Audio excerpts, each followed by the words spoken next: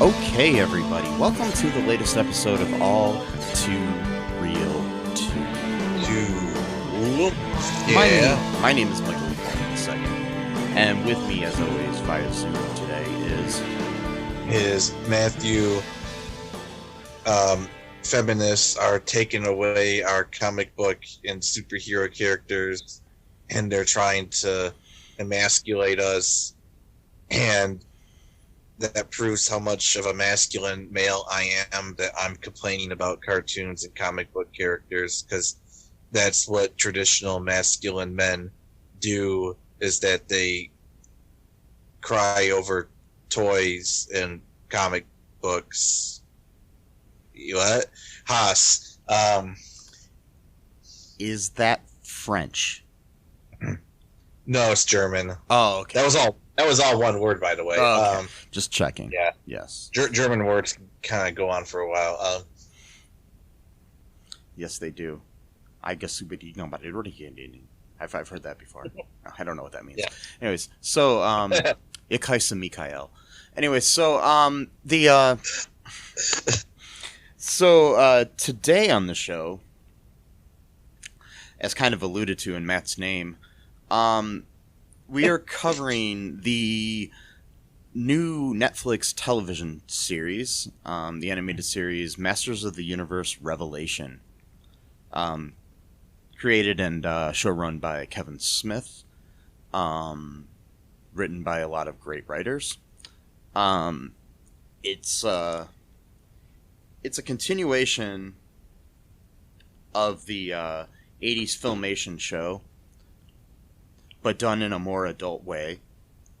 We're gonna talk here about our feelings of the show, plus the very strange, in my opinion, toxic fandom reaction to this show, which just continues the whole idea of toxic fandom, which I think is what's basically destroying genre, television and movies and video games and everything. It's just like comic books, whatever have you. It's like people just can't be happy, or just go on with their lives and not like something, but they feel the need to condemn and basically threaten the lives of people that are involved in these things. Yep. Which I do not get. For example, I do not like The Big Bang Theory. Have I gone online and threatened Chuck Lorre's life? No. I don't know. That's what I know of. No. There is that one day that No, I'm joking. No, I haven't.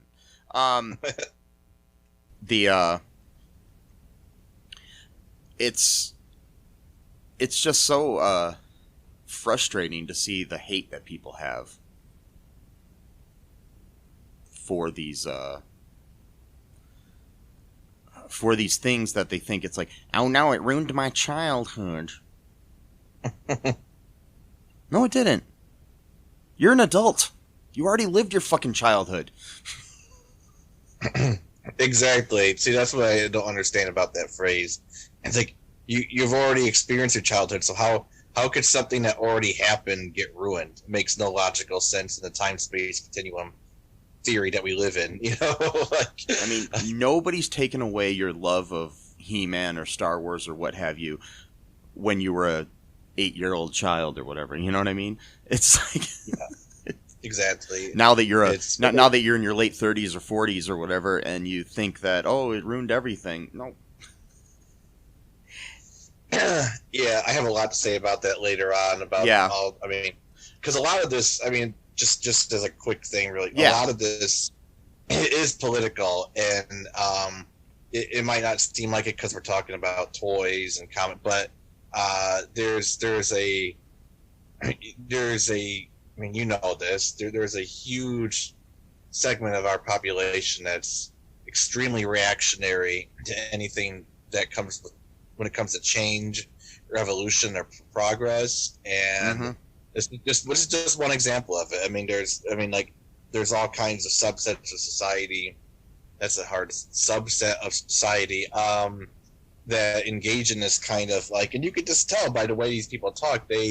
You could hear the fear in their voice. Really hear the fear. God, okay, whatever. You can see the fear in their faces. You can hear it in their words. Like these people are terrified. I mean, like you almost feel a little bit empathy for them, but then not really, because once they start talking, they just make you so angry because they're so full of shit. But like these people, they probably live every moment of their life in just utter terror that like they're gonna be replaced for some reason, and they're just like it's almost like watching a person with a blindfold on just running around bumping in the trees and because they don't know what I mean, like they like, and they anything that is a potential threat to them, I mean, in their minds at least.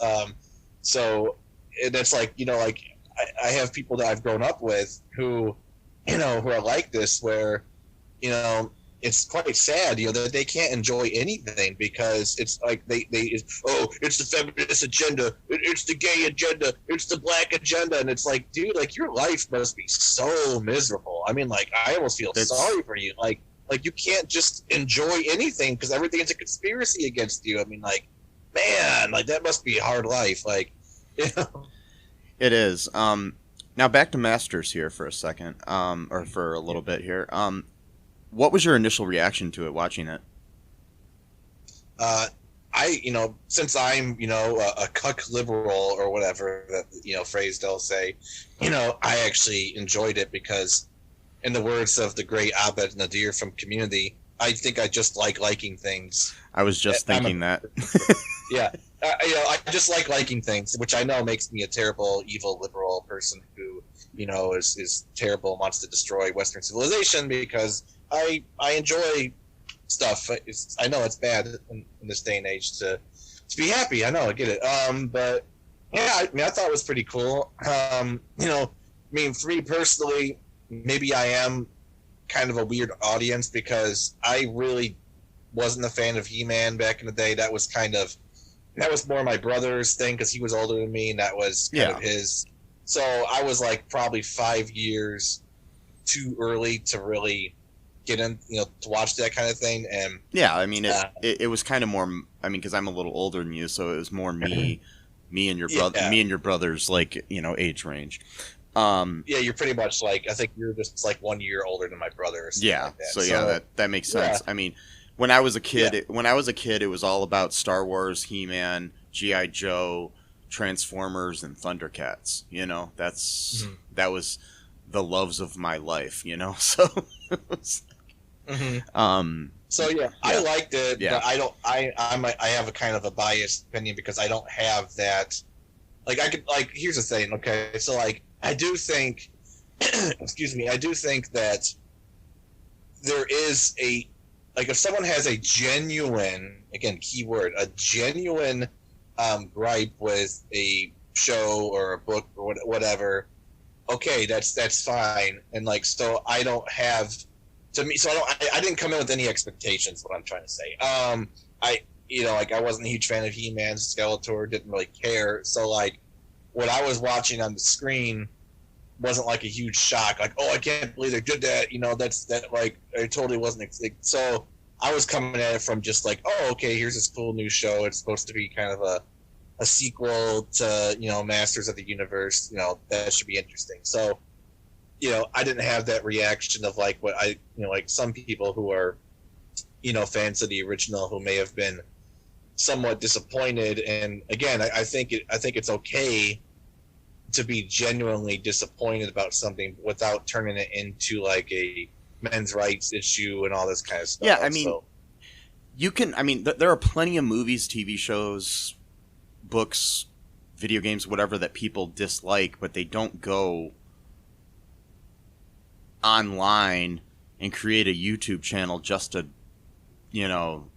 downgrade the whole thing like certain people do. I personally, I mean, if you want to, Matt, you can, but I'm not going to name any of these people because I don't want to give them any spotlight. I watched a lot of these videos and I don't want to put anybody else through that torture. Yeah, me too. I mean, if you want to go seek them out yourself, you can. I'm sure that they come up. I mean, if you're a fan of this stuff, they're going to come up in your algorithm on YouTube or whatever. Oh, because yeah. I mean, that's like all I'm getting as suggestions on YouTube, just because I watched one of these videos, and also because I'm a fan of Kevin Smith, so his name is in the title of a bunch of these things, so the algorithm is giving me any video that's associated with Kevin Smith. So good or bad. Yeah. But good or bad, yeah, exactly. Jesus Christ. Yeah. Yeah, I watched a few, not a lot, but I did watch a few, and you're right. I mean, like, that's the other, I mean, sorry. I'll save the political commentary for later because I can keep going into Yeah, we'll go into that in a little bit because I've got some stuff here to say that that is why I think this is dangerous.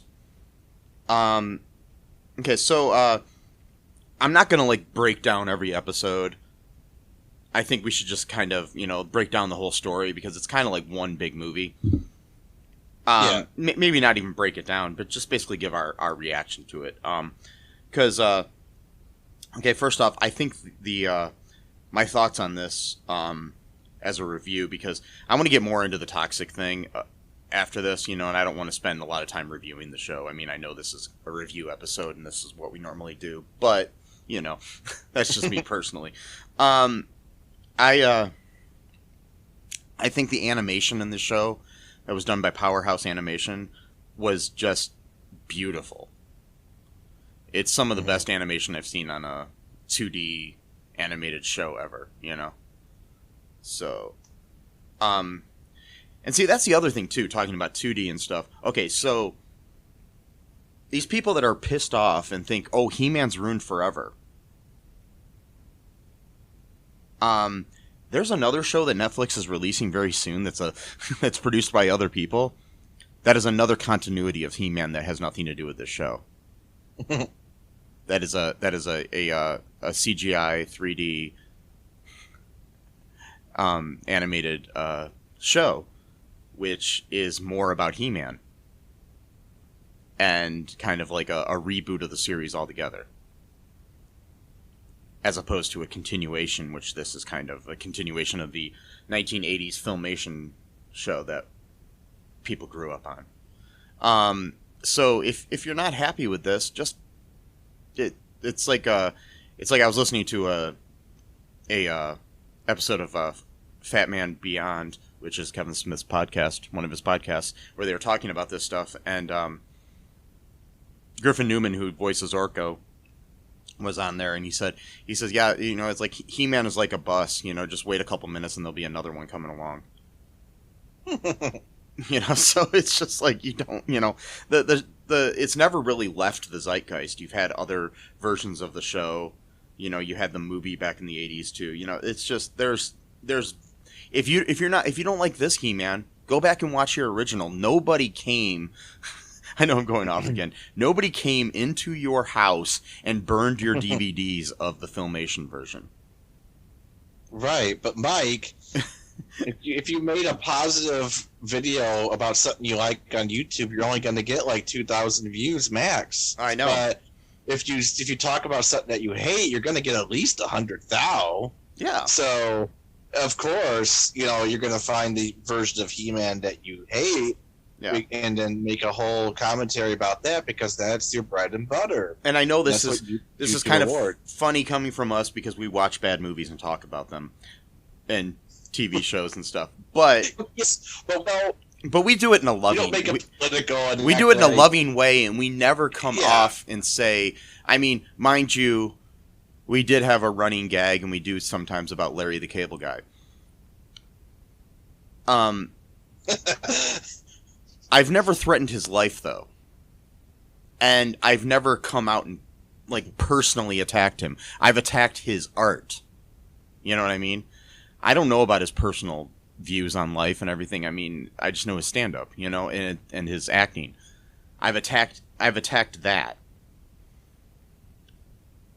And so, I mean, I guess I am kind of guilty of this shit, you know, but it's not like, I don't think that's really toxic in a way, you know what I mean? It's more in a tongue-in-cheek kind of funny way that we do things. Yeah, I mean, if people disagree with that, let us know. I don't care. You know what I mean? It is what it is. I mean, I've said things in the past that I regret. I said, you know, but you know, I am who I am, and I'm not going to take back what I said. You know, I mean, if it hurts somebody, yes, I will, you know, apologize and stuff. But I can't change the past, much like a cartoon can't change the past. And can't destroy your childhood. So basically, okay, the premise of this show starts out in a way like the old Filmation series, where we have an instance where Teela is becoming the new Man-at-Arms, like, which is she's being knighted as that. We have a situation where Skeletor is invading Castle Grayskull under disguise. I mean, I'm going through this really fast here, but basically, this is how we start things. It ends up where underneath Castle Grayskull there is this, like, area of, like, magic, I guess you should say, that people have wanted to get to, and Skeletor, that's basically the main reason that he's been wanting to get control of Castle Grayskull for all these years. What basically, I mean, what did you get from this? Like, what's happening here, Matt? So yeah, he said something along the lines of, you know, what's beneath the castle is really where the power lies, not so much like the trappings of power or whatever. And yeah, there's like this magic. Was it like some kind of magical orb or something? I forgot what it is. Yeah, he's trying to basically get to the source of the magic, where it comes from, like Eternia or Eternia, whatever it's called. Yeah, it's like the source of all the magic in Eternia and in the universe. So yeah, he's kind of changed his goals a little bit. It's like, because from the past he's kind of thinking somewhat small, until he realized, you know, what he's really after is just pretty much just all magic, basically. And he Adam, who's you know, becomes He-Man when he takes the sword. He's actually at the ceremony for Teela, but then he gets a calling that from I forgot what's her name. She's like the guardian of the sorceress. Yeah, she calls out to him, so he has to ditch the ceremony and to go fight as He-Man, and nobody knows that he's He-Man except for a few people, and so they just think he just ditched it or something like that. And then they call out and say, oh, you know, Castle Grayskull is under attack and needs defending, so they cut the ceremony short, just make it real fast, and then Teela joins the fight, and she doesn't know that Adam is He-Man either. And again, since I didn't really watch this as a kid or not, I don't really know the lore too much or whatever, but yeah. I did find this one scene interesting. That why had they never thought of this before? Or okay, so like when he takes the sword, right, and he says by the power of Grayskull, then he becomes He-Man. Yeah. Okay. Well, at one point they're like, why don't you just say the same thing as He-Man? And I'm like, has he never thought of that ever? Like, I mean, it seems like a very obvious thing to think of. Like, I don't remember in the original series if that was ever brought up? Probably not, because it was not like a, like, because basically, but what this is with this is like I think it might have been something that he was afraid to do because of the fact that he didn't know what was going to happen. Yeah, exactly. I don't know, it's hard to say. But yeah, it's so basically when he does that, the power sword, the sword of power, it gets cut into two and he dies.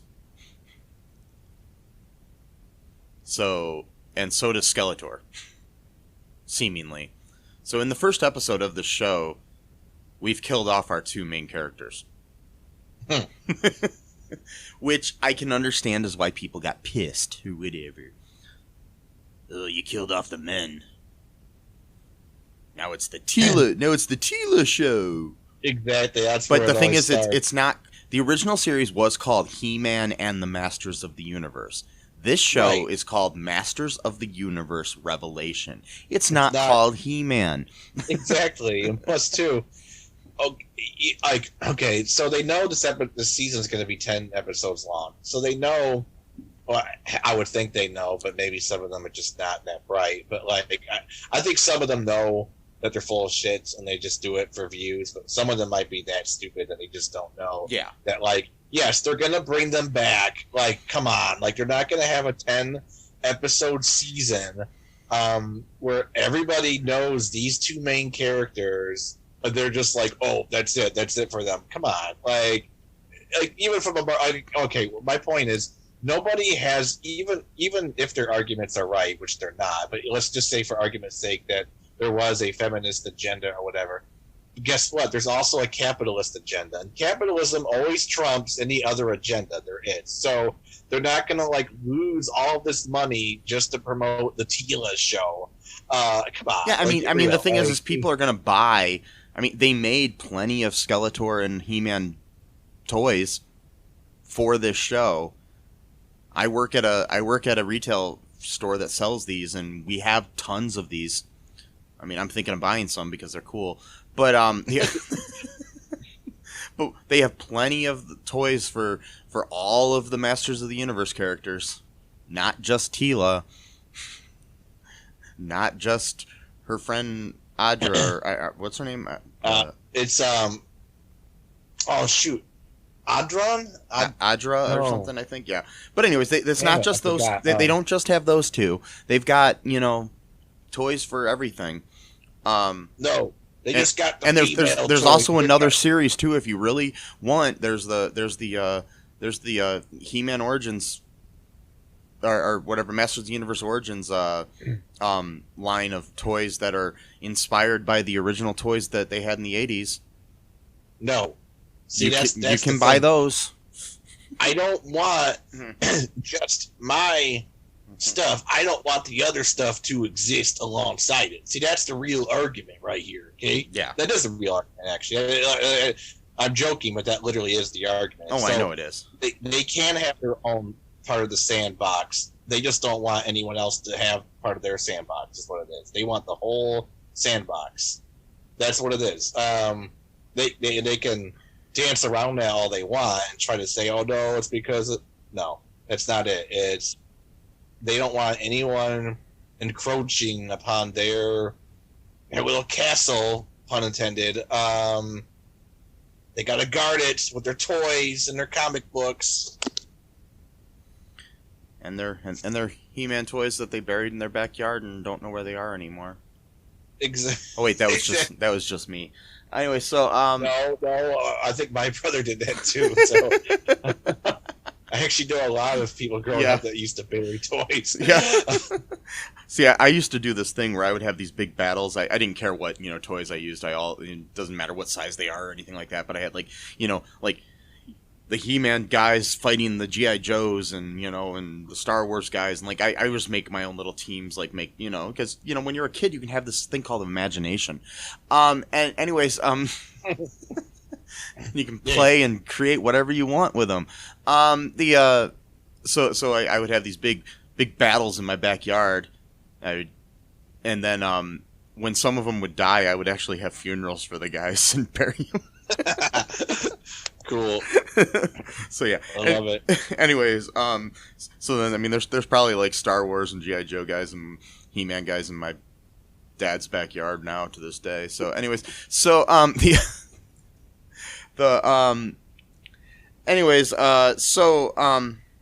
want to take a quick break here, Matt, and we'll come back and we'll talk about the rest of the like plot of the show and then some other stuff too.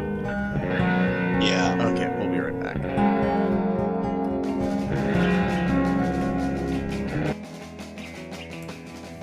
What is Gen X? What is the silent generation? What do generations have in common? Hi, I'm Trish the Dish from the Gen X Voice podcast, and I invite you to listen to conversations I have with folks from different generations, backgrounds, beliefs, and experiences in an attempt to see what connects rather than divides us. Even though Gen X has been called slackers, Karens, or not mentioned at all in some cases, we are the bridge generation, so I feel compelled to do my part to destroy ageism by bringing all these voices together. And, as a bonus, each guest gets to answer some 80s questions at the end of each show. So download and listen to Gen X Voice today on Apple, Spotify, Amazon, or wherever you listen to podcasts. And let's see how much we have in common after all. Hi, this is Catherine, host of a new fashion podcast, The Real Fashion School Dropout. Join me as I interview guests every week in the fashion and beauty space, and we gossip on all things fashion and beauty and even get into some personal stories of their journey in the industry. You can find us on Apple, Spotify, pretty much wherever you get your podcast. Hope to see you there.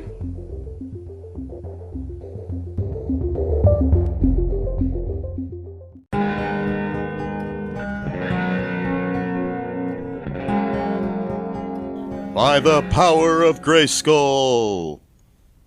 We're back. Okay, anyway, so Yeah.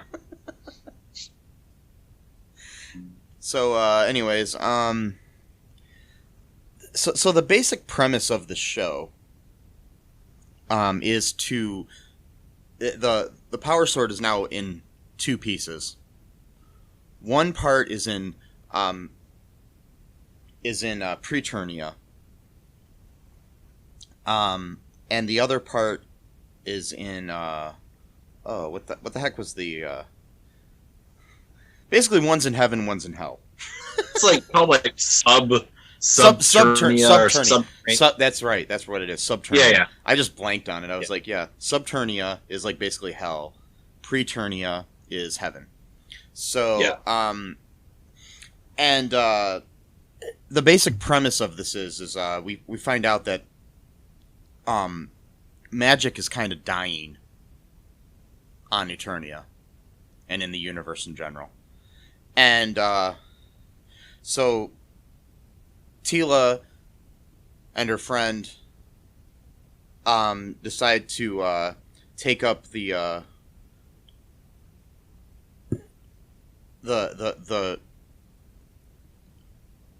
journey to reunite these things with the help of Evil-Lyn, actually, of all people. Mm-hmm. So, and Beastman. So it's good guys and bad guys working together on their journey, which is a tried and true storytelling device that we've had since the beginning of time. Yeah, it's much like the Fellowship of the Rings, or Fellowship of the Ring going to drop the ring in Mordor, in Lord of the Rings. You know what I mean? So yeah, it's kind of the same sort of premise. So you've got your unlikely group of people. They go off and they find Duncan, aka Man at Arms, to join them as well, but he doesn't want to join them. They end up having they're joined by Orko, who is dying because of magic dying. We've also got Roboto. Yeah. Interestingly voiced by Justin Long, who hosts one of my favorite podcasts, Life is Short with Justin Long. I love that guy. Yeah. The voice cast on this show is amazing. So while this is going on, we also have this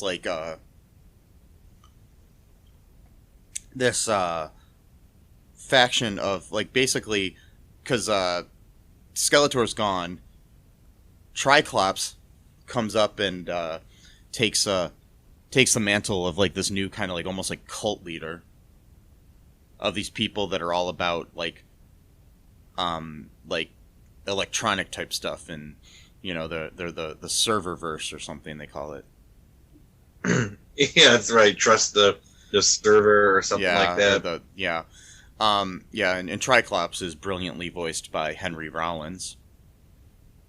Oh wow! Yeah, they're anti-magic. Yeah, they're the whole magic has actually made us worse. We need technology, type of thing or whatever. And they actually make people drink this weird liquid that's probably has nanotechnology, I guess, in it. I'm guessing, and then they literally become part machine.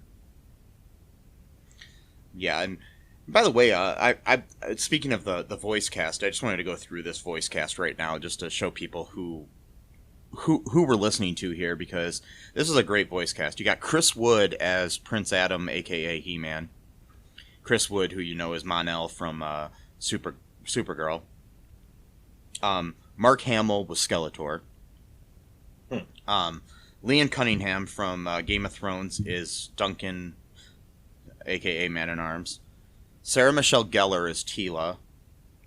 We've got Lena Headey from Game of Thrones and 300 and the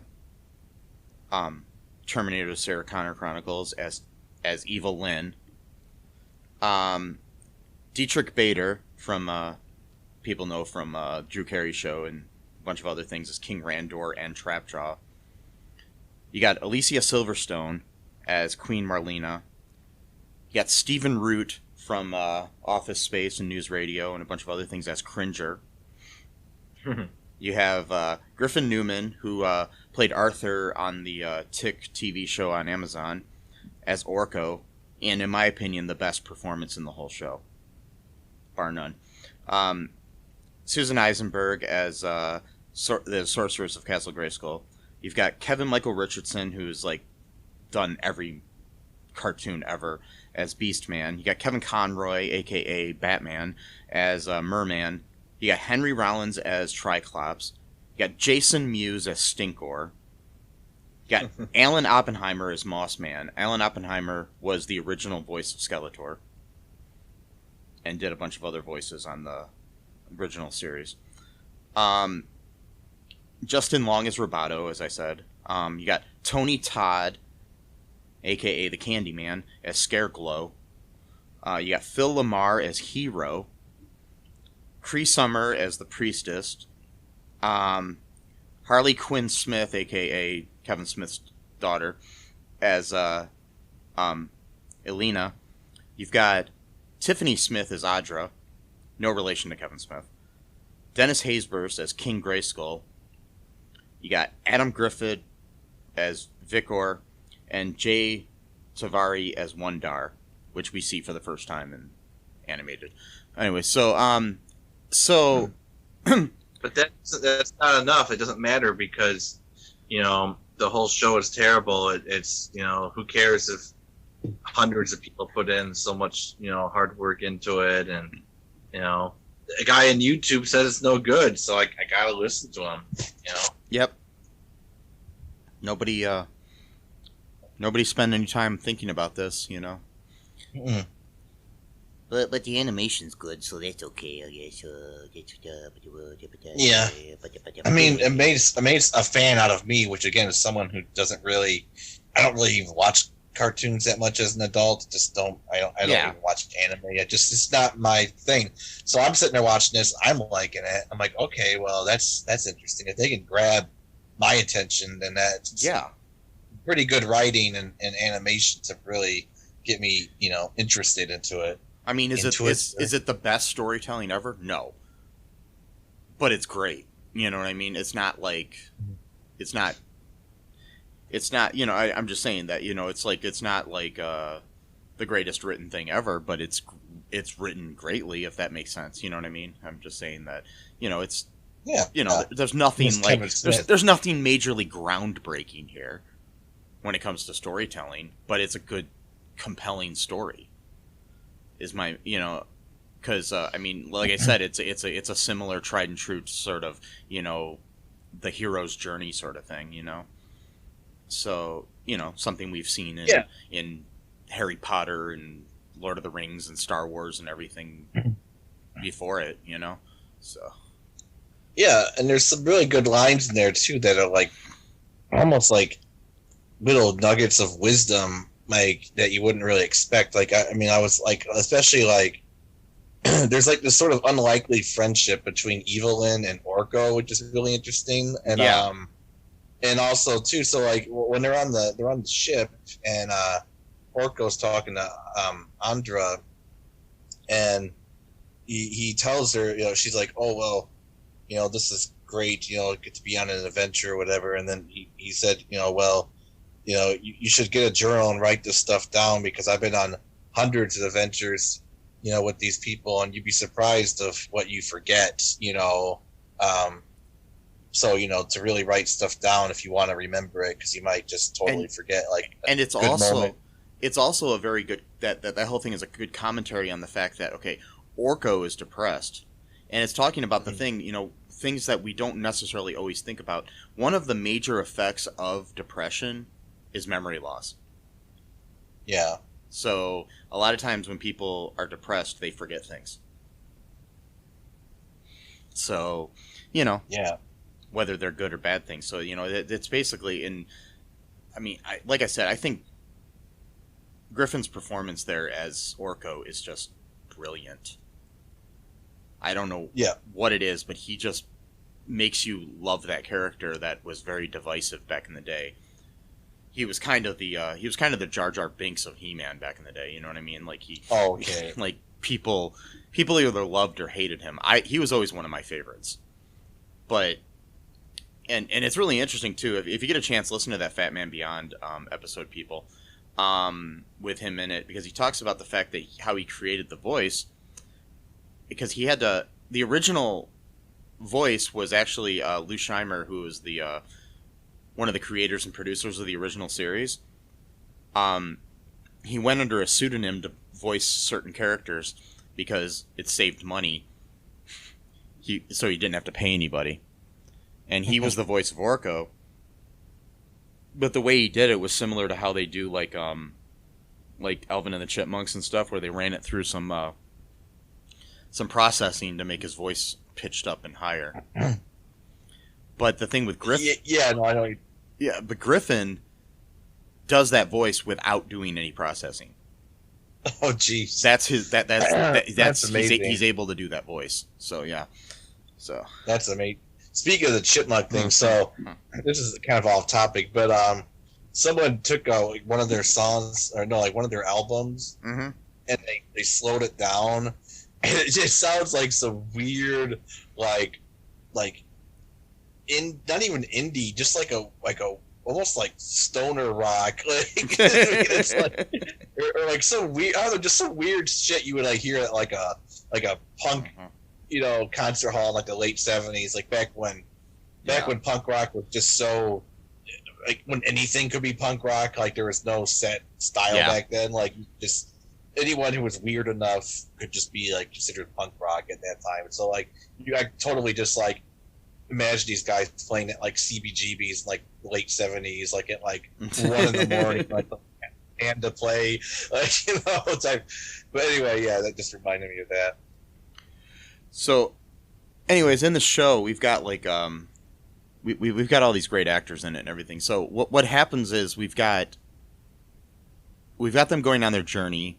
They end up going to Subternia, where they end up having to like face their biggest fears and stuff.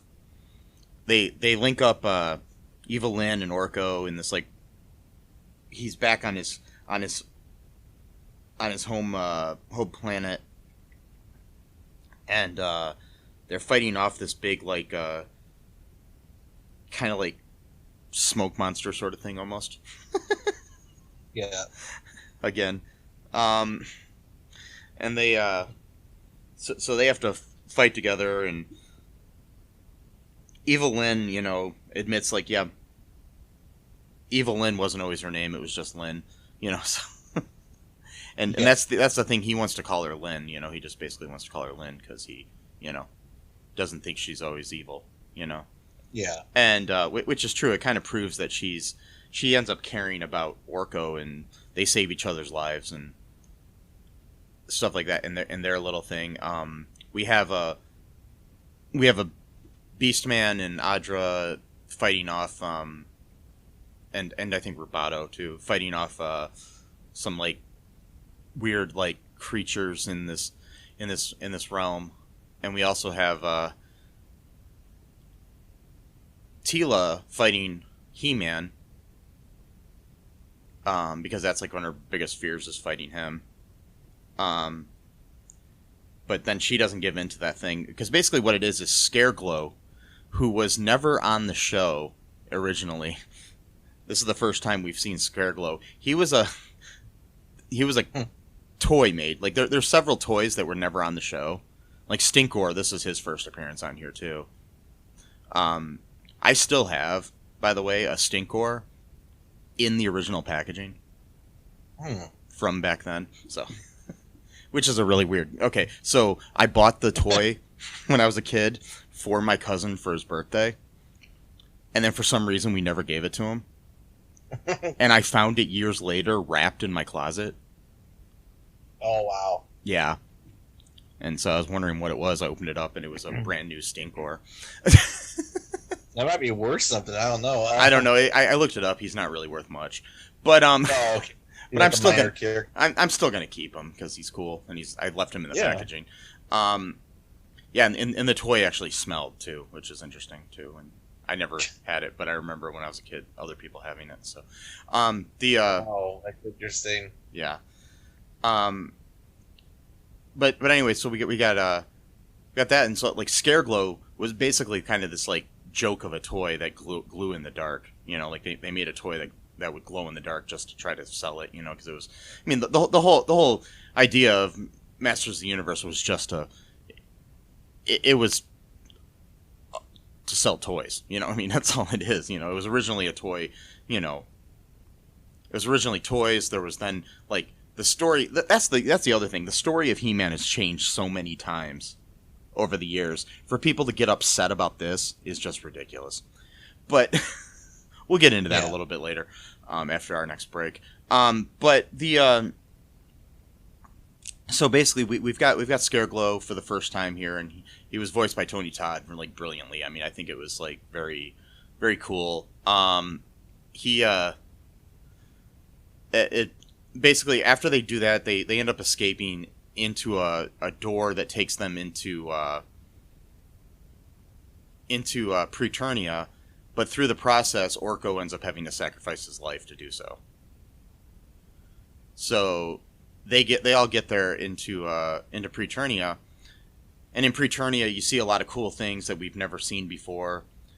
Like they have these different play sets that we had as a kid appear in there for the first time. They were never in the original series. So this is basically a love letter to the fans, and I don't understand why they're so pissed. So No, you do, and I do know. Yeah. No. but they've you see different characters, but the one that's really interesting is, okay, there's a character called Wondar.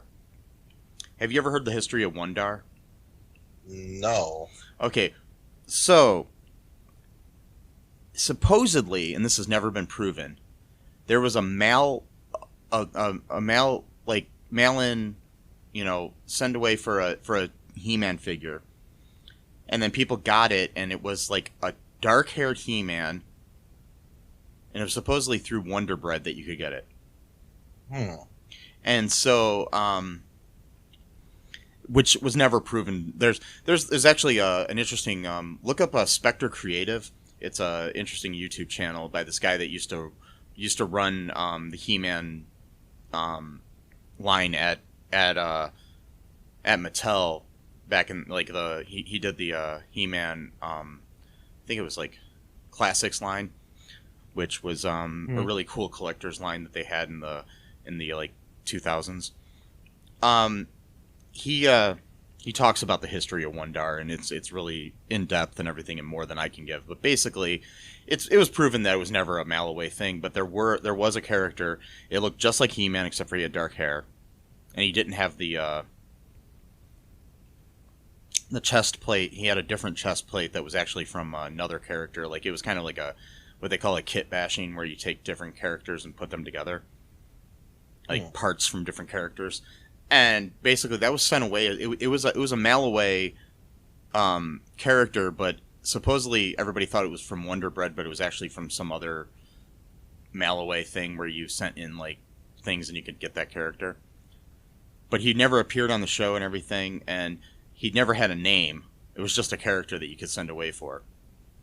It didn't come with a packaging or anything. And so fans ended up naming him Wondar because of Wonder Bread. And so, yeah, then the Classics line, they ended up making a Wondar, which was, a toy for him finally. And then now this is the first time he's ever appeared in cartoon form, which is pretty cool. So he was up there. There's all these different like past heroes of Grayskull, and they all are up there in their like hero form. But Adam chose to go up there into Eternia as Adam and not as He-Man, which kind of shows his heart, basically that he identifies more as being Adam than he does as being He-Man. Right. And so,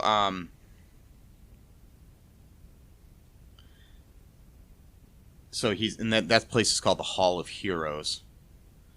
The heroes end up mourning Orko's death there, and oh yeah, by the way, back when they were in Subternia, they got the one half of the power sword, so they get the other half. Yeah, they get the other half. That's why Orko ended up sacrificing himself so they could get that. They end up getting the other half, and they need to try to forge them together into one sword. And they're able to do this. Roboto ends up dying in the process. He has memories of because he was I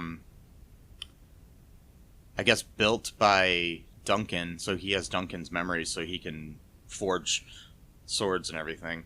So he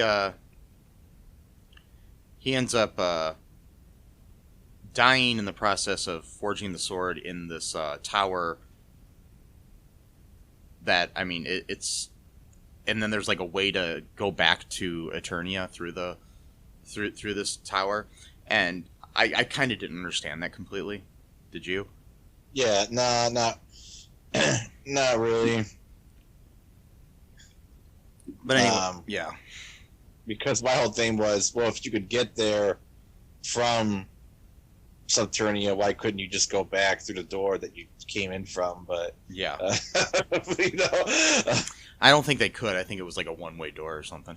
Oh, I see. Yeah, but so they went to Eternia, and Adam chooses to go back, but one of the things is stipulation is that he can never come back to Eternia. So he could stay there and basically be in heaven the rest of his life, and he'd be okay.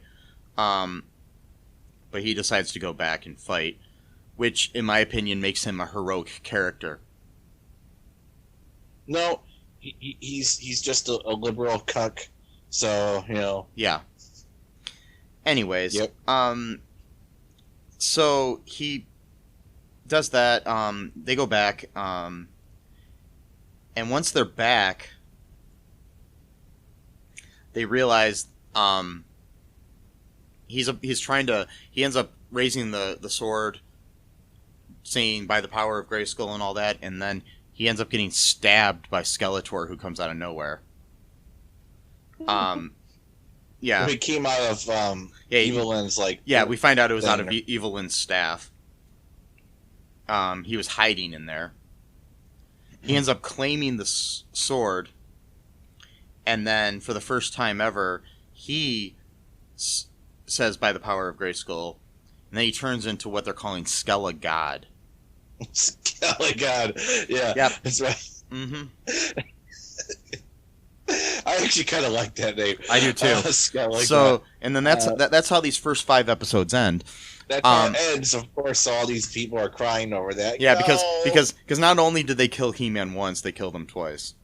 And they killed him twice, but he also got killed by Skeletor, which is interesting though, because these people are the real villains of the story that they're watching. So you think that they'd be happy? Like, well, you killed the hero. That's what you guys do. So you should be celebrating along with Skele God. But Yep. Anyways, do you want to take a break here, Matt, and then we'll talk about this toxic fandom and stuff? Oh yes, I'm looking forward to that. Okay, we'll be right back. Need a new podcast to listen to? Well, why not check out the Super Podcast from the Super Network at supermarcy.com, where we discuss films and pop culture, and we do monthly fan-voted commentaries. We are available on all major podcasting platforms.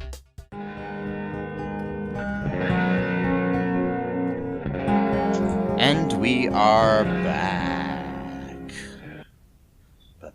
Back. Another thing I wanted to point out is the score for this show was done by Bear McCreary, who is known for his work on Agents of S.H.I.E.L.D., Battlestar Galactica, the reimagined version, that is, the television series Outlander, The Walking Dead, PlayStation 4 video game God of War, also the feature film Godzilla, the King of Monsters. And I think his music was brilliant in this. So, yeah. So this was a good show. Yep. Anyways, so there's this big toxic fandom thing going on here, where you have idiots on YouTube and people all over the internet who, have small penises and need to make up. I'm sorry, just joking. No. Well, who knows? Yeah, I'm just joking. But they can't understand why,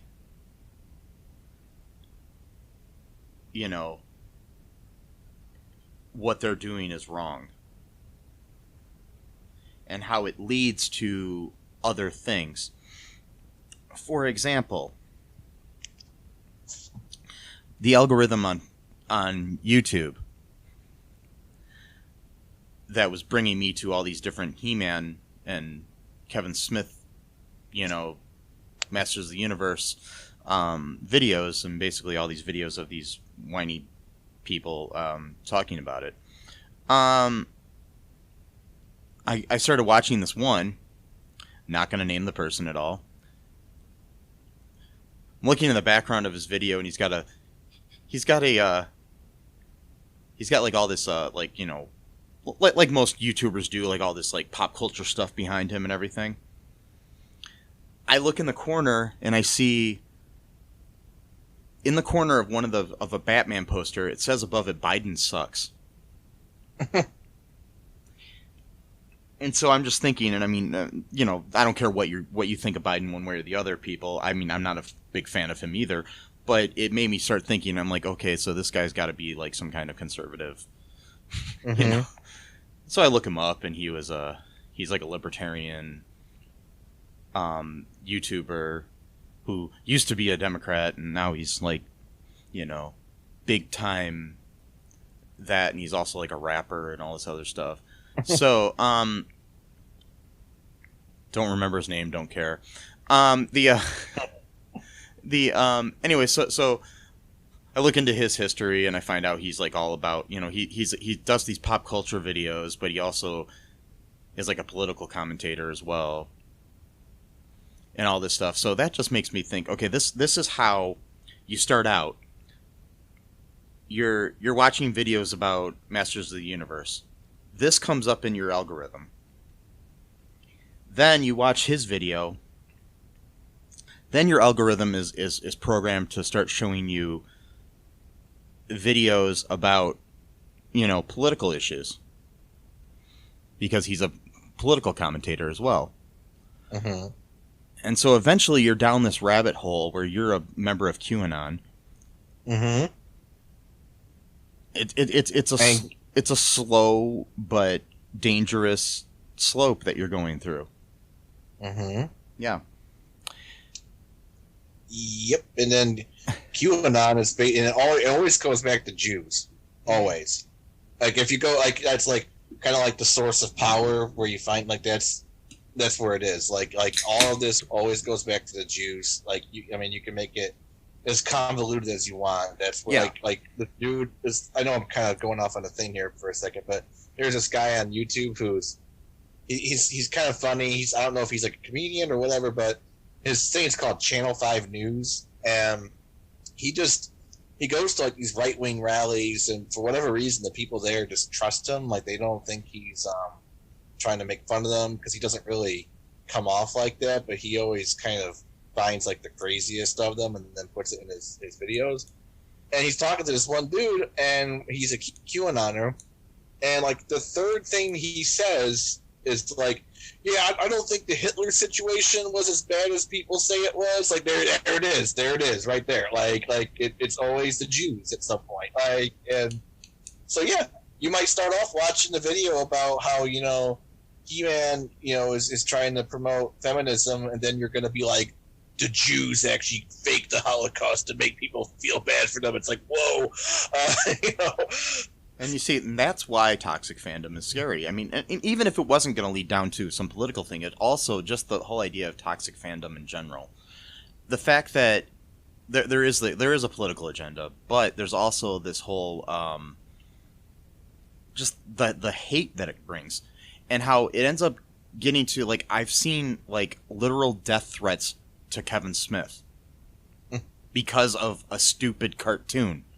You know what I mean? It's like, yeah, what the hell? It's a cartoon. Yeah, it's a cartoon. But to them, it is. You're right. To them, it really. See, to them, the fandom stuff is really their way to promote their political ideology. I truly believe that. I think I don't want to say names either because I don't want to give them more clout than they think they already have, which they don't.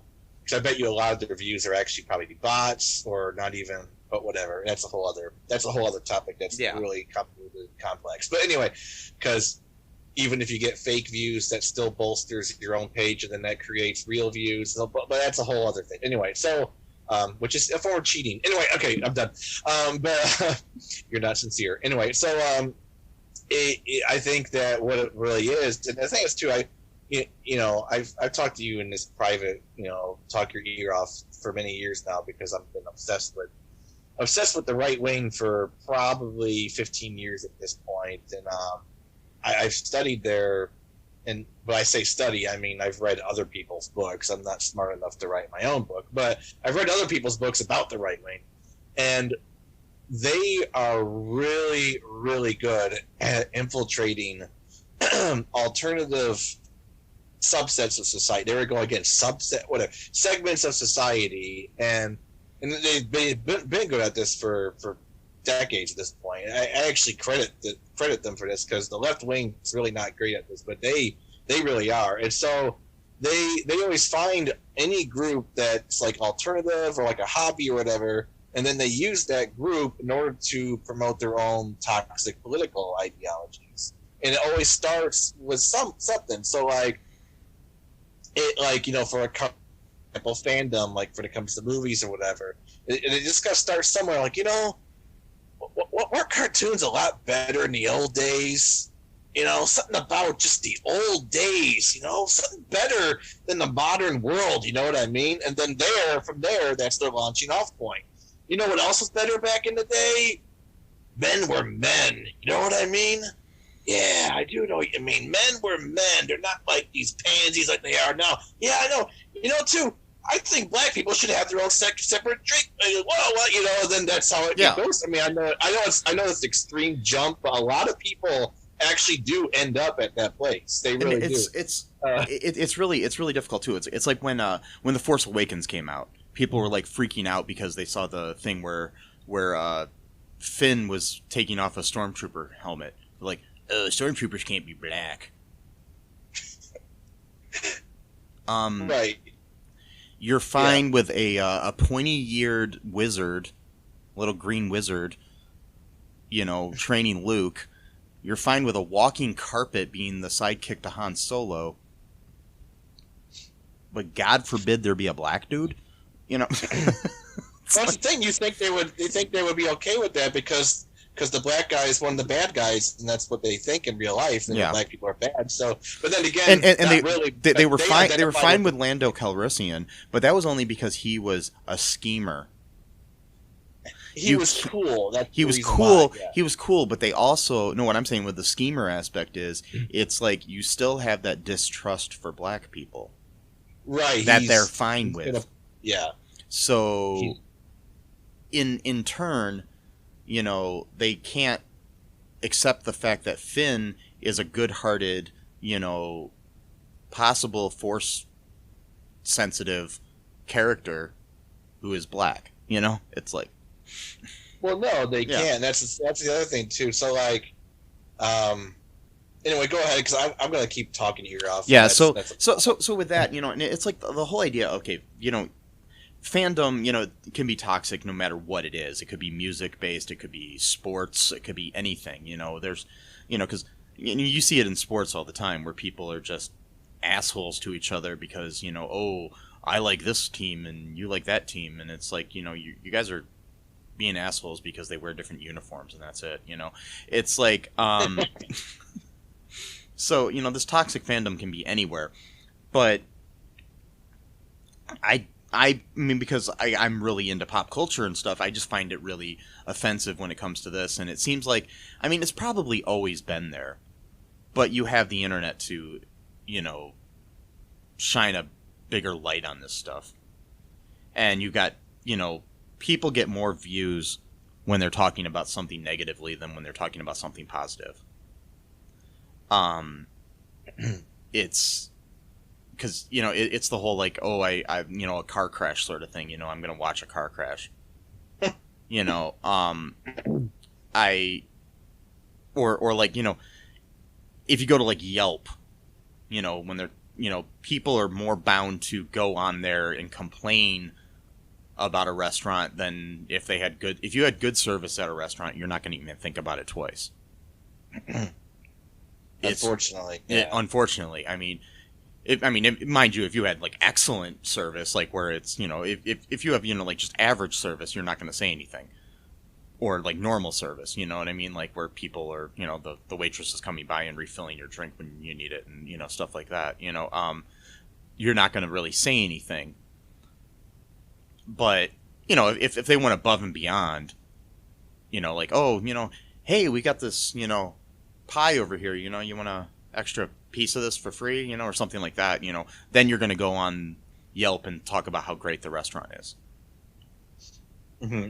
But when people are just doing their job, which Kevin Smith and crew were doing with this show, you're not going to say anything. But they are going to say something if they don't like what they saw. But so what I'm getting at is the fact that most people just watch TV and just watch TV. They don't create a whole YouTube channel to talk about how there's a liberal agenda behind the show that they watch. Most people, if they think that, no, I don't really like this, they're going to stop watching it. I mean, I don't watch Fox News. because I've seen it. If you started watching this He-Man thing and you're like, oh, maybe you watch the whole thing. I mean, some people like to hate watch things, but you don't have to go and create a whole YouTube channel where all you do is complain about how everything is being ruined by some kind of agenda. Just because and inclusion does not mean disclusion. You know what I mean? It's like we're not like getting rid of white men by including women or black people or gay people or trans people or Jewish people or Muslim people or whatever, We're not getting rid of all these people. Mind you, I also... you are, because you're getting rid of some of them, because... Yeah, I mean, I've seen this... No, I was just saying, I've seen this in all types of fandom. Even, like, I remember a few years ago, back when Internet Movie Database used to have comment sections that they got rid of for this very reason. They got rid of it because of toxic fandom, which is one of the few things people associated with Amazon have done right. Anyway, so but the Internet Movie Database back then, like I'm a big fan of the TV show Criminal Minds. One of the actors on the show was being violent on set and was fired for that reason. His character was the head of the unit, and when his character was let go, they made a woman the new head of the unit. So people literally on that comment board were convinced that it was some kind of feminist agenda to get rid of this actor. But he was the one who literally was physically abusive to one of the writers on the show. But somehow it was the show's agenda to get rid of him. Well, and replace him with Paget Brewster as the new head of the yeah. Well, you just stumbled on something there too, because that's part of the sense of entitlement that they have. So they've grown up believing that the world is their oyster and only only to them, and that they can do anything they want. They can treat anyone any way they want, and there's never going to be consequences for their actions or their speech. Now they're starting to learn that that's not true anymore. So they're pining for a world that they thought was their inheritance, is if you will. And because that's what they saw, they like, well, I can catcall women, I can comment on their clothes and how they look, and I can slap their ass in the office. I can do whatever I want. Their bodies belong to me. And now that's increasingly becoming less true. It's still not totally not true, but it's becoming less true for them. And like I said before, they are having a reaction. Like you see this with people who are almost coming off of drugs. They are literally losing their minds over this, because in their view, well, a lot of this is subconscious, mind you. They don't even know they're doing it, but people who watch them can tell. They are literally losing their minds because they don't know what to do now. They're like, my whole world is crumbling here because I thought I could do all this stuff now. I thought that I could call a woman a bitch anywhere I wanted, and no one is ever going to happen to me now. Suddenly, if you do that, HR is going to be coming after you or any other place. And that's the other thing, too. So they talk about, one of the big things about free speech, right?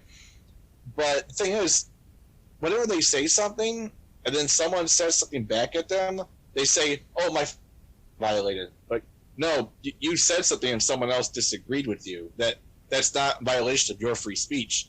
They're using their free speech to disagree with you. Like, you do understand words, right? Like, I think some of them do. They just playing games. They know that they're full of shit. But other ones, they might genuinely believe, like, wait a minute.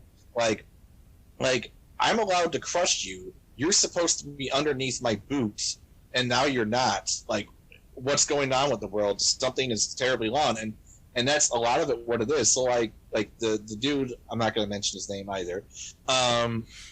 He literally said the quiet part out loud in one of the videos. He's like, the whole thing about, you know, nostalgia and stuff is like, you know, like, it's back then, like you want things to be like how they were back then. I'm like, exactly. Like, so Thought Slime had a great video about this from like a few months ago, and it was basically how nostalgia is inherently conservative by nature. Like that's literally what it is. It's the past was better. All my fond memories from the past, the present's ruining everything. I want to go back to the past, and that's really dangerous, because the past was not always good. I mean, it may have been good for you, or at least you imagine that it was good for you. Then again, though, you were a little kid, so the world at that time in your life was different through your eyes than what it actually was, because you were just growing up. And so, like, whatever you experienced as a child is not necessarily how adults at that when you're a kid, you don't have to worry about bills and other issues and stuff like that. You know, it's like, of course you're going to think of things better back then, you know? It's because your mom and dad were taking care of everything for you. Right. And if you had a good childhood, you probably, you know, had, you know, a sort of well-rounded life where it wasn't extreme in one thing or another, you know, and so you had parents that, you know, hung out with you or whatever, and you got to, you know, do stuff that you had, you know, that were fun to you or whatever. But like, it's I know it's hard to explain all this, just express everything I'm feeling about this stuff. But I just know, I can just feel it in my gut that these people they're having like a collective psychosis almost. Like, and the thing is, the word nostalgia actually comes from the idea of returning home to and the pain of remembering that. Wow. Yeah, that's where the root words are, if I'm remembering correctly. And it's like, so you basically, the idea is that there's a pain associated with remembering your past. So there's already a pain or a longing built into the word nostalgia. Wow. So, which makes sense too, because a lot of times when, you know, you're thinking of the past, you're remembering it and longing for it, and you're in a painful way because you no longer have that. Right, you can't get to it. Yeah, so of course you're not going to love something that's happening right now. And it's the thing too, like where when like the prequel trilogy for Star Wars came out, everybody hated it because it wasn't like the original movies. But now some people are saying that it's better than the sequel trilogy. Right. Who's not to say 20 years from now people are going to love the sequel trilogy?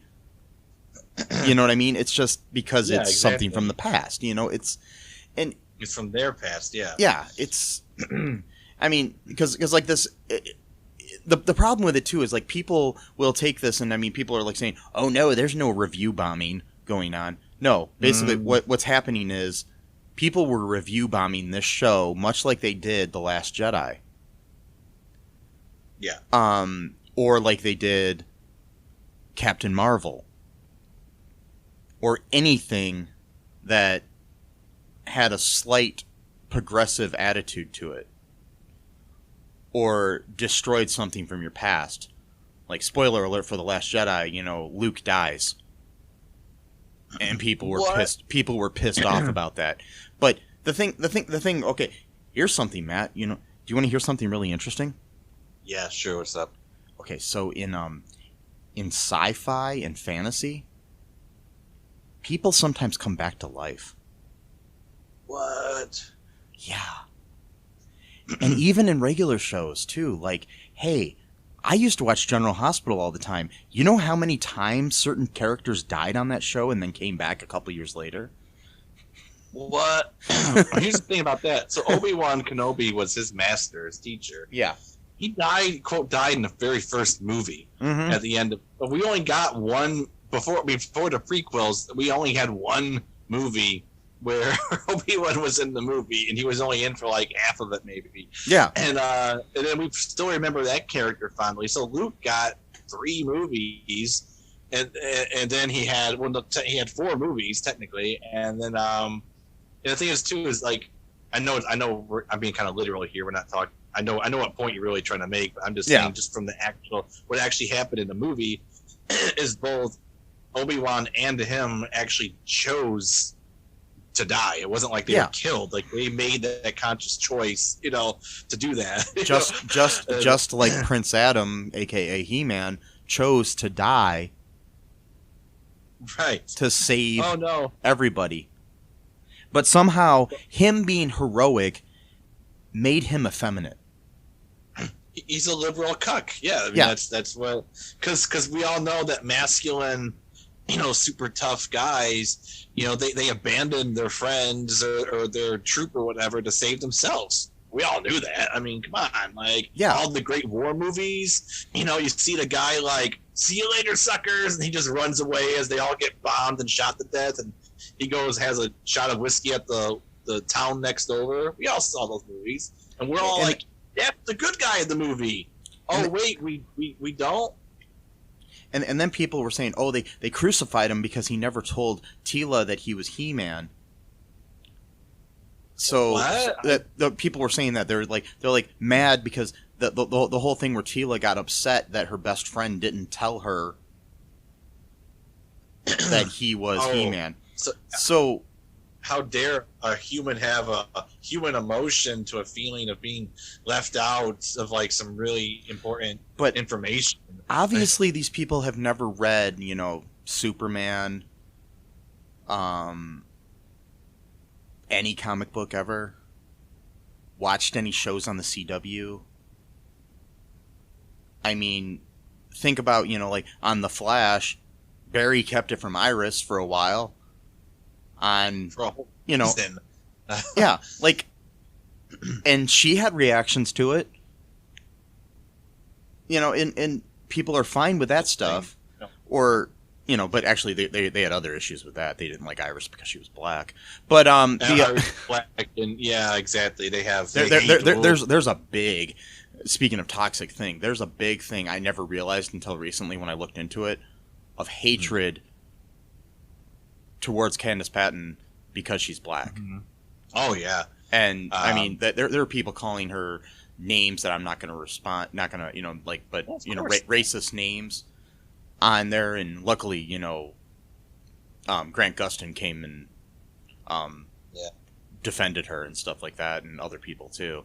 But and it's fine with that, but people think it's okay for them to be upset that a character that was white in the comic books is now black, and they're all Here's another thing about that, and again, this is all right wing bullshit using fandom as their way to promote their hateful ideology, of course. But so we'll just put that aside, and then there's useful idiots that pick up on that, and they pretty much carry the water for them because they're too stupid to actually do it.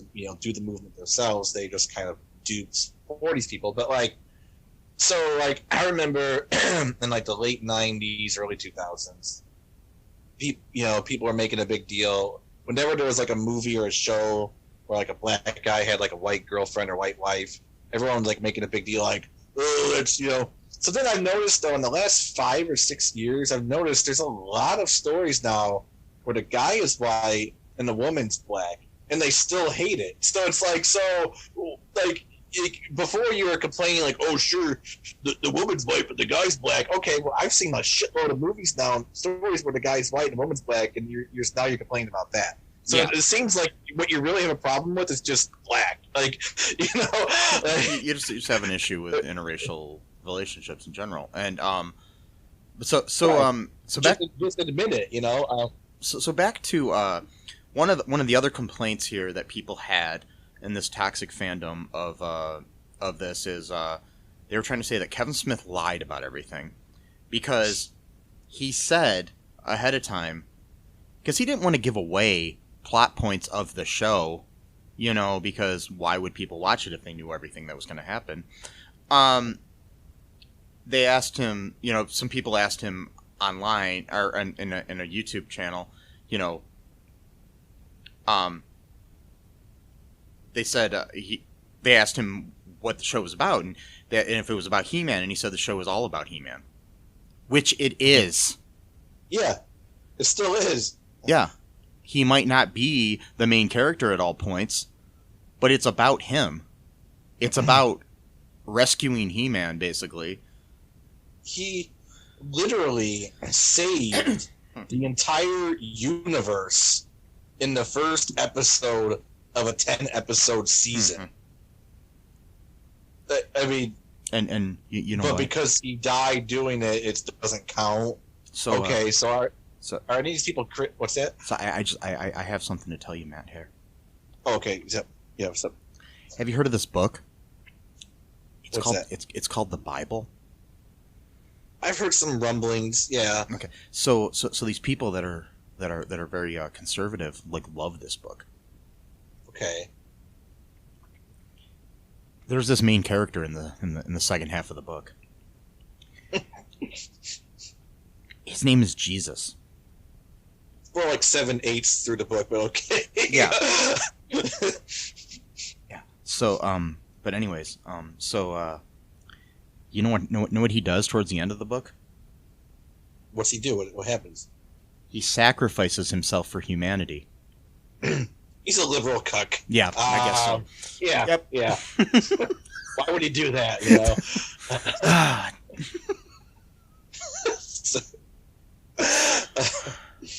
I don't get it. I love throwing that phrase around because that's what they say all the time. Yeah, I know. Like, that's the other thing. These people are obsessed with the word cuck. Okay, you know what cuck means for real? Not to be all sexual here. The term cuck comes from cuckold, and the whole thing is where nowadays I guess it could be anyone, but back in the day, it was basically someone else had sex with your wife, and then that was meant to be like a shame for you that someone else, quote, had your wife, because back then your wife was like your property, and someone basically like owned you in the process of, quote, owning your wife. So like they throw this word around all the time, and I have to wonder, because I know the right wing is really like so like I mentioned before, like to their credit, the right wing is really good at infiltrating like all kinds of like groups, like when it comes to hobbies and fandom or whatever, and they use that, you know, to promote their ideology. But what the right is really bad at is concealing their like deepest, darkest secrets. Like they project like crazy. Like I mean, I've never seen a group of people who project like the right wing do. It's like it's almost astonishing sometimes. Like when they'll say something, I'm like, "Ooh, do you realize you just revealed something like really personal about yourself? Like you have no idea you just did it. Like everyone heard you, and they're like, whoa."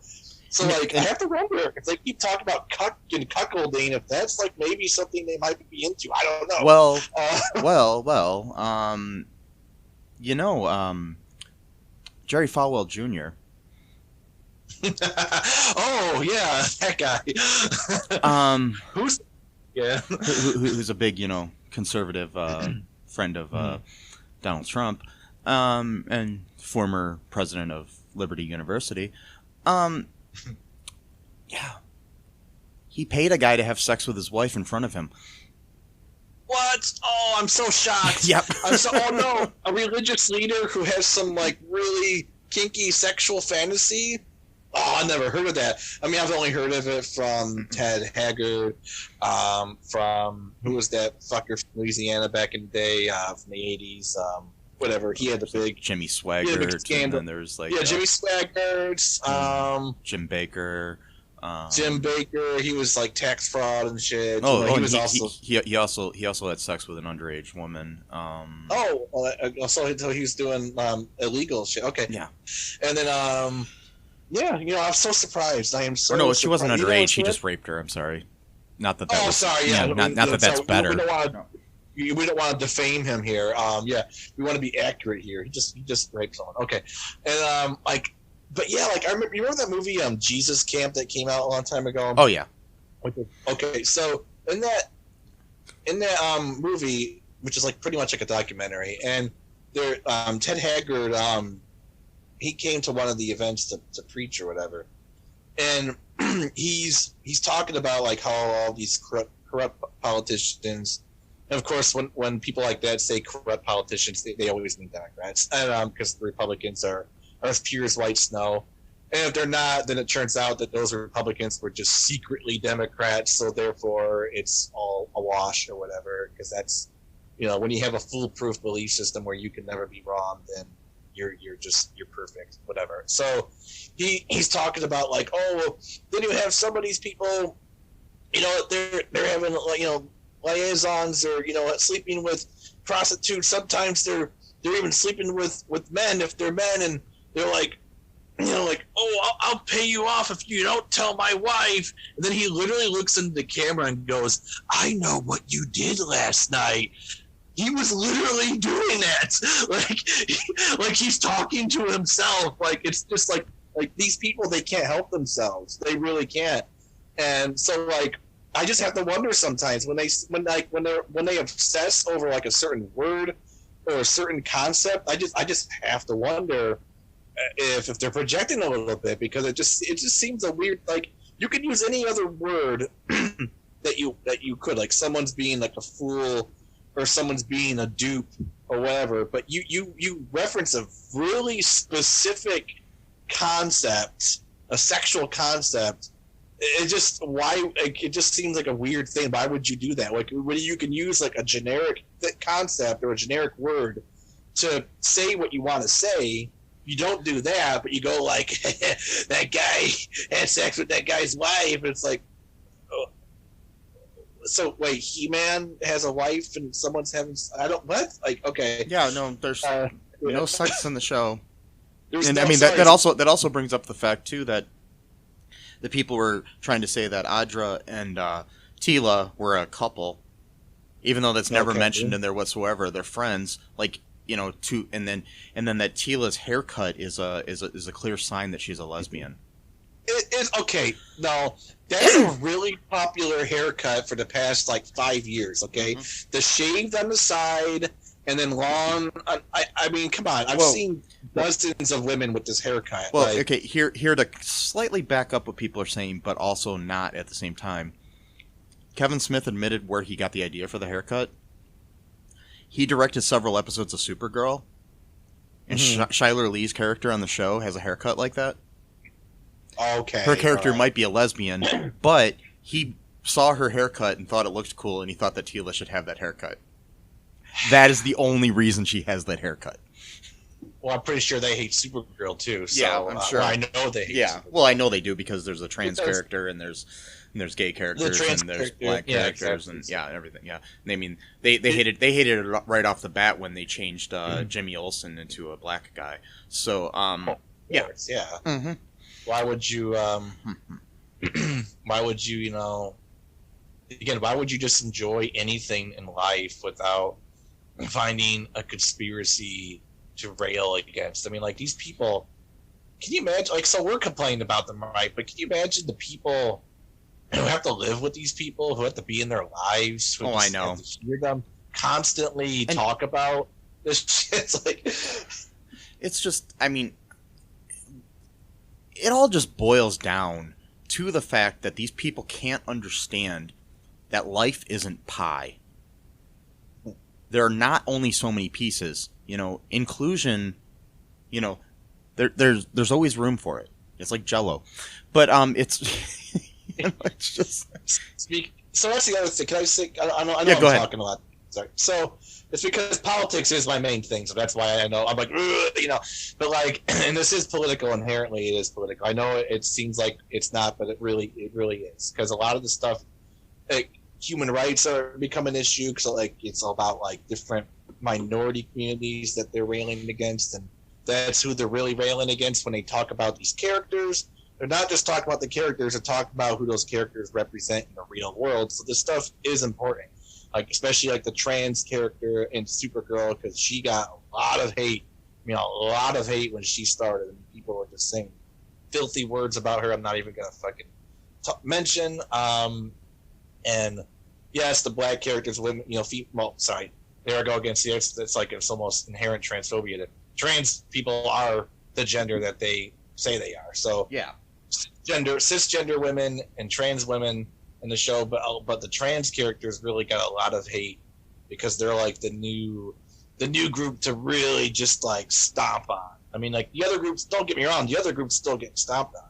So these reactionary conservatives, they still got people, they still got the old standbys, You want to stomp on a gay guy's head, go ahead, But now the trans people are like the real treat now, Like, yes, I get to feel empowered by overpowering someone else who's a persecuted minority. Oh God, I'm so masculine. I want to be cucked. Wait, no, you liberal, you're the real cuck. I'm just projecting oh no, I revealed myself. Anyway, so sorry, I'm really animated today. Well, we're talking about an animated show, so it's okay. We are talking about. I probably could do like a voice for a character. I think. Yes. When I get into my good moods, where I'm just like really going at it. But anyway, so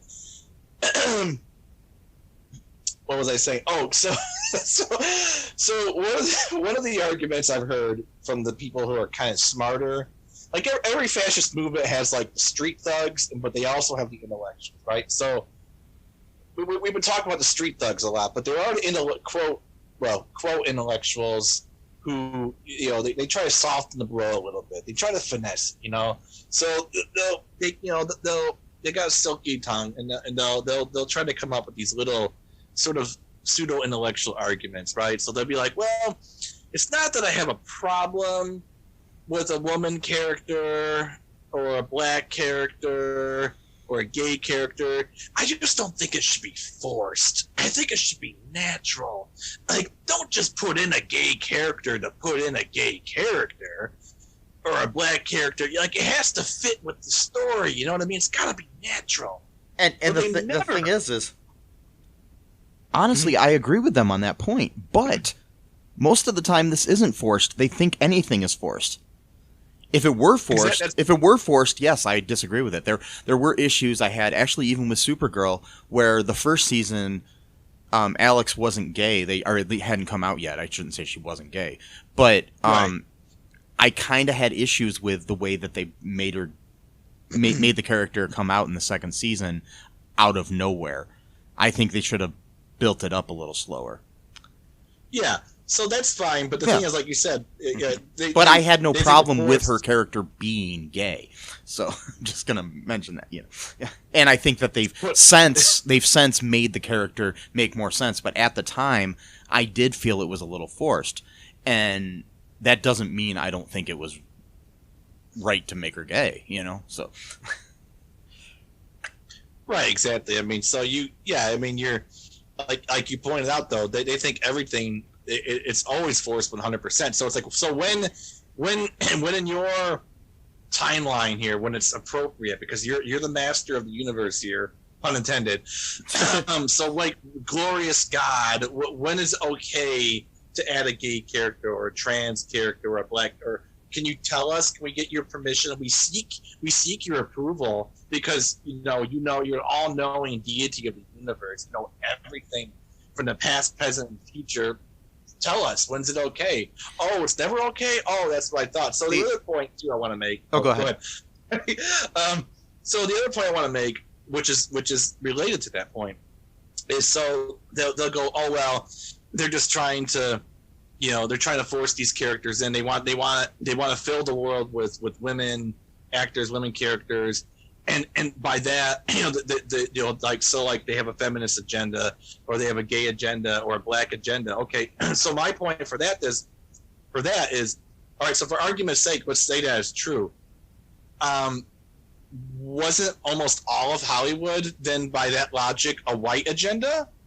So is that okay? So, but your argument is, well, we need things to be natural. We don't want to force. So that's the other thing. We don't want to force progress. That's a red herring right there. So when they say we don't want to force progress, what they really mean is I want things to stay for as long as possible, so that I never actually ever really have to see any change in my lifetime. I get to just live my life in blissful ignorance, and then my descendants, who I've indoctrinated to think just like me, they're the ones that are going to have to see the progress. So they go, oh well, I don't want progress to be forced. I want it to come natural. But the thing is, though, the way things already are was done through force. It wasn't done through nature. So what you're saying is what we have now, which was done through force, not through natural means, that gets to stay the way it is. But we're not allowed to counteract that with a feminist or a black or gay agenda. But that has to be just pure, pristine nature. It's got to run its course for however long it has to last, 500 years, how many years? 1,000 years, 2,000 years, 5,000 years before it reaches its natural equilibrium. No force, just gotta flow like the river, nature. Yes. Our shit right here was done by force, not nature. We get to keep that. That's interesting. That's a really interesting concept. It's almost like you want to stack the cards in your favor, almost. I mean, it's like the thing where they do not like it when a character like Jimmy Olsen, for example, I'm just going to use him as an example, changes races in a show because, whatever, because that's the way they want to do it, or Iris West or something. But, or even Audra in this show, I guess she was mentioned in one of the comic books and she was white before. And now she's black. So they have a problem with that.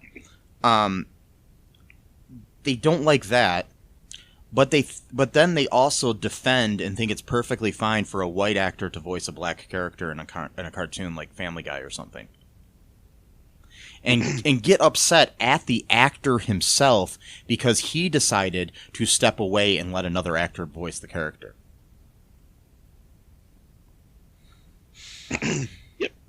Yep.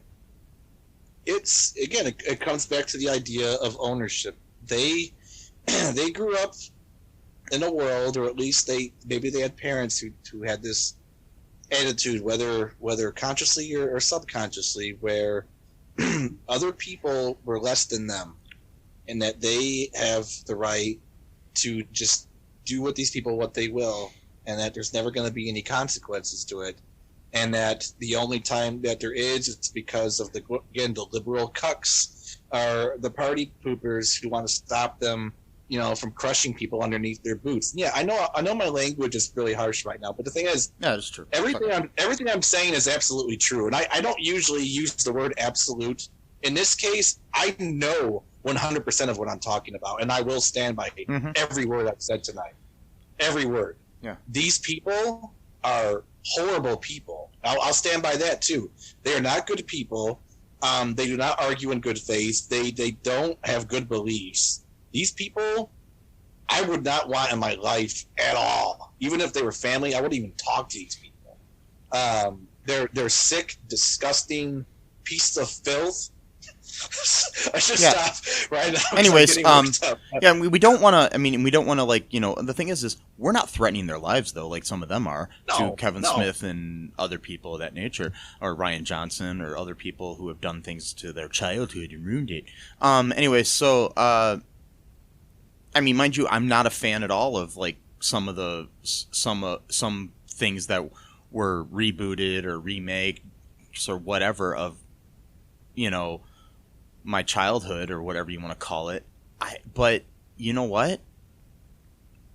I just watch the thing, enjoy it for what it is, or dislike it for what it is, and I don't go threatening the lives of the people that made it, or going on and on and on about how there's some kind of agenda behind it to destroy my childhood, because there's not. And I think we should probably end things here, Matt, before we go way too long. And that's fine. We'll maybe revisit this. I'm sure when the second half of Masters of the Universe Revelation comes out, maybe we can revisit this topic, or when inevitably the next big blow up from these people comes out, that, they think that there's some kind of weird agenda in the world to destroy their childhoods. If you could, send comment wherever you can comment, on our Facebook group at All Too Real 2 Podcast. Send me a message at mike@cullenpark.com if you want. Let us know what you think. If you disagree with us, let us know. I mean, we might talk about it in a future episode. Maybe you'll have some points that make me think of things in a different way. Who knows? Maybe we're being too harsh on the other way. I'm open to suggestions, unlike some people. So, just let us know, and just like the things you like. Don't be so hateful about everything, people. It's easier to love than it is to hate, in my opinion. It takes less muscles in your face to smile than it does to frown. And I think that's true about intellectually thinking about things as well. Don't like something, don't watch it. It's that simple. Don't like our show, don't listen to it. But if you do like our show, please go to Apple Podcasts and give us a 5-star review, because I'd appreciate that. Check out our Patreon. Check out our TeePublic. We're on TikTok now. You can check that out. Don't know what we're going to do on there, but if you have any suggestions, I really, really would appreciate it, because I honestly admit I don't get TikTok. But I don't either. But I'm not going to, make a video explaining why I think it's some kind of liberal agenda or something. Anyway, so also, if you get a chance, check out friend of the show, Ryan, over at New Realms Media on YouTube. He's going to have a video coming up soon about this very topic. So until next time, folks, be kind, rewind, wear sunscreen, get vaxxed, wear a condom. Bye-bye. Thanks for listening to All Too Real 2 Podcast, a Cullen Park production. Produced and edited by Michael E. Cullen II. Music by Matthew Hawes. Subscribe and share the show. Visit us at cullenpark.com.